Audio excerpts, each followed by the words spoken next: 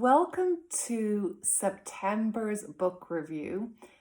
And this month, I am reviewing one of the books that I've read and absolutely loved and highly recommend is Why Meditate by Matthieu Ricard. Perhaps you know it, perhaps you don't. I'd love to hear. I really love this book for many, many reasons. As you probably know, if you follow my page, I am a big and strong, avid supporter of a daily meditation practice. However, this book does something quite unique in the sense that Ricard connects meditation to positive mental health in a way that I haven't seen done many times before. In terms of how, by regular practice, you can 100% cultivate more feelings of joy and positive emotions within your whole entire being. Ricard has been sort of coined the happiest man in the world. It's a little bit of a tabloid expression, but it is to do with rock solid science where his brain has been scanned many, many times in MRI scans. And he's been the subject of a lot of scientific studies in terms of someone who has spent so many hours in meditation, as opposed to, let's say, the general public who maybe will not have clocked up quite so many hours in training.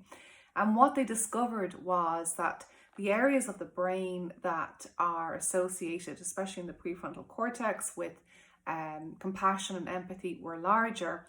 And the amygdala, which is known as the fear center of the brain, is indeed smaller. So why meditate? Really, why not meditate? What I also love is it's like as if Ricard is a teacher that goes with you on this journey.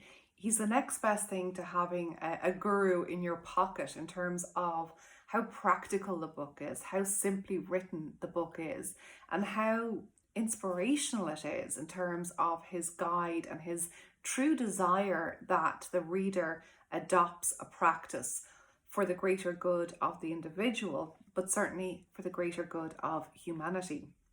I'll just read you this little bit about what is meditation, because again, we've got to bring it back to the simplicity of, what to define what it is, because we'll all have different interpretations of what it is.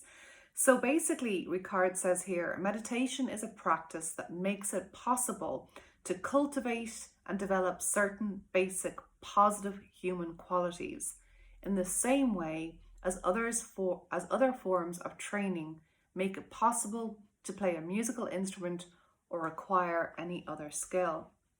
So that really, again, ties into my great belief and also something that I spoke a lot about in my first book, The Positive Habit. And that is that we can train ourselves to literally change the shape of our brain and to adopt a more positive and optimistic perspective on our lives. Ricard, the other wonderful thing about this book is that all of the proceeds go to his charity that he founded. I'm just going to read here what it's called. It's basically in Nepal where he lives. He has a foundation to help the education of young people and also to give them medical help. It's called Karuna-Shechen. Sorry, I can't really pronounce that, but I will forgive myself because it's a bit tricky. But isn't that a wonderful thing, that all of the proceeds, sometimes it's like 10%, 20%, but Ricard's on a mission to really help so many people. And I think that is something that is in itself admirable. So if you haven't already, I 100% recommend this book. I absolutely loved it. It was actually my mother who lent it to me. She was reading it and I was like, oh, I want to see that. Working with Thoughts and Emotions is the subline, is the subtext there, subtitle for the book.